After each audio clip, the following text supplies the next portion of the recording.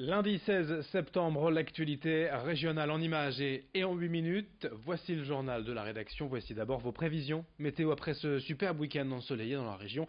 Déjà le retour d'un temps nuageux à cause d'un air océanique et qui ramène des perturbations, des températures en baisse. Heureusement, le soleil pourrait faire quelques apparitions, plutôt rares, mais tout de même. Et la pluie, elle, ne se montrera pas.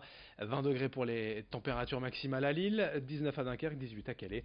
Les prévisions météo complètes après ce journal. Une fausse ouverture d'abord dans cette édition, une image avec l'actualité sur le littoral aussi, la traditionnelle course des garçons de café au Touquet. Ils doivent d'ordinaire slalomer entre les tables d'un client à l'autre. Les serveurs et serveuses des cafés et brasseries de la station des 4 saisons ont l'habitude de courir leur plateau à la main. Cette fois, c'est sur un parcours établi de 4 km, chronométré et selon certaines règles qu'ils ont participé à cette animation. Beaucoup de public était présent pour les encourager. Cette course des garçons de café était très populaire il y a plusieurs années, mais avait disparu. L'Union commerciale et la ville du Touquet ont décidé de la remettre à jour. Un événement suivi par Morgane Relan avec les propos de Jean-Michel Thibault, vice-président de l'UMIH du Pas-de-Calais. La ville, les commerçants et les maires ont décidé de réanimer cette course. Je pense que c'est un petit clin d'œil, je dirais, à donner à tous les professionnels des métiers de l'hôtellerie, de la restauration, aussi du lycée hôtelier qui s'est joint à cette compétition. On a eu quand même la chance d'avoir un été à peu près correct. On sent que c'est compliqué. Il faut être au quotidien très attentif. Il n'y a rien qui est simple, donc c'est un combat de tous les jours. On rencontre de plus en plus de difficultés, je dirais, à trouver des collaborateurs, à travailler dans nos métiers. Bon, on s'attache, je dirais, à mettre des choses en place avec l'éducation nationale, la région, l'État. Il y a des choses qui doivent avancer et sortir prochainement. Ça, c'est une belle opération de promotion pour nos métiers. Dans l'actualité régionale, également 2 semaines après les élèves du primaire et du secondaire, c'est la rentrée pour l'Université de Lille. Un an à peine après la fusion de ces 3 entités, l'institution régionale souhaite désormais s'affirmer sur le plan national avec plus de 72 000 inscrits cette année. L'Université de Lille est la plus importante de France en nombre d'étudiants. Pour attirer toujours plus, elle propose de nouvelles formations cette rentrée pour s'adapter aux évolutions et aux tendances de la société, avec près de 9 500 étudiants étrangers inscrits, un chiffre en hausse de 14%, malgré la fin de l'exonération des droits d'inscription pour les non-européens. Explication et présentation des forces de l'université avec son président, interrogé pour nous par Rémi Desremeaux. C'est plutôt une année, on va dire, d'affirmation, de consolidation. Donc on est en train de finaliser un certain nombre de procédures qui vont permettre de fluidifier un certain nombre de dispositions dans l'université. Donc en termes de pilotage, en termes de recherche, on est en train de structurer la recherche autour de grands hubs. Ça vous l'avez vu, autour du numérique, de la médecine, des sciences de l'environnement en l'occurrence.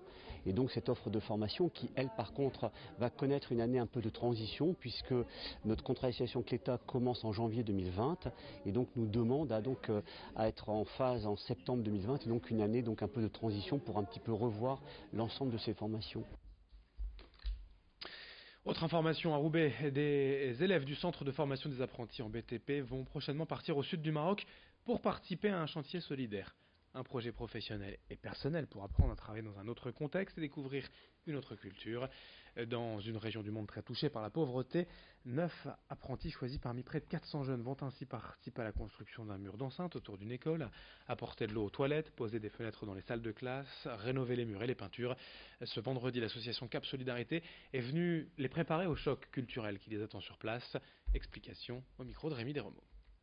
Puisqu'il faut savoir que là-bas, nous travaillerons avec le CFATI d'IFNI et nous aurons sur le chantier des apprentis marocains, donc un échange culturel mais également un échange au niveau des pratiques, peut-être un retour aux pratiques ancestrales que nous avons un peu oubliées ici au niveau du bâtiment, l'éco-construction pourquoi pas, un enrichissement personnel et puis aussi au niveau du travail. Il faut savoir que nos apprentis doivent rendre un rapport d'activité à la fin de leurs 2 années de brevet professionnel et évidemment proposer ce genre d'activité, ça va être pour eux, je pense, un grand plus. Près de Montreuil, un lieu unique à vous faire découvrir, un gîte de répit inclusif, un hébergement destiné aux personnes en situation de handicap et à leurs aidants. L'inauguration du gîte Les Bobos à la ferme avait lieu ce vendredi, mais l'endroit est en activité déjà depuis quelques semaines et a même accueilli 4 familles cet été. À l'origine de ce projet, Elodie et Louis, parents d'Andrea, une petite fille atteinte d'une maladie neurodégénérative. Leur objectif est d'offrir un moment de répit, un moment de tranquillité, propice au lâcher-prise quand le quotidien d'aidant peut être difficile à supporter. Le gîte peut accueillir 6 personnes et a demandé 12 mois de travaux pour répondre aux normes d'accessibilité. Explication au micro de Morgane Reylan. C'est un projet de tourisme et d'inclusion en plein cœur des Hauts-de-France. L'idée, c'est de créer à l'horizon 2022 4 gîtes de chambres d'hôtes et 2 salles polyvalentes dédiées à tous, accessibles pour tous, et avec une offre de séjour de répit pour les aidants familiaux qui s'occupent d'un proche malade ou en situation de handicap et qui leur dédie énormément d'heures par semaine. Donc on souhaitait leur offrir une bulle d'air, une bulle de déconnexion en pleine nature. Et puis pour terminer ce journal, une autre découverte tout à fait atypique. Dans la métropole lilloise depuis près d'1 an, Richard Haroum est un professeur de musique qui dispose d'une caravane pour dispenser ses cours. C'est la vanne à son. Il voulait ne plus s'ennuyer et proposer autre chose pour ses cours de batterie ou de guitare. Il va donc sur les parkings des centres commerciaux pour des cours particuliers de 45 minutes qui se passent exactement comme dans une école de musique classique, sauf que dans la caravane, sur les parkings, eh bien, l'ambiance est tout autre. Et c'est d'ailleurs cette originalité qui plaît aux étudiants de tout âge et de tout niveau. Explication au micro de Rémi Desremeaux. Alors ici sur le parking de Carrefour on a 4 élèves pour l'instant en tout cas, et on fait cours de batterie le jeudi soir. En fait le local est fun tout simplement. Moi je prétends pas à être une école de batterie ou une école de guitare, une école de musique tout simplement différente d'une autre. J'ai la culture musique actuelle. Et voilà, on a un local fun sur lequel on vient faire des cours, on n'est pas obligé de se déplacer loin, je viens ici, voilà. Je prends ma place, quoi. Voilà. Et fin de ce journal, lundi 16 septembre, d'autres actualités en images dans un instant, vos prévisions météo et un nouveau journal dans moins de 8 minutes dès le prochain quart d'heure.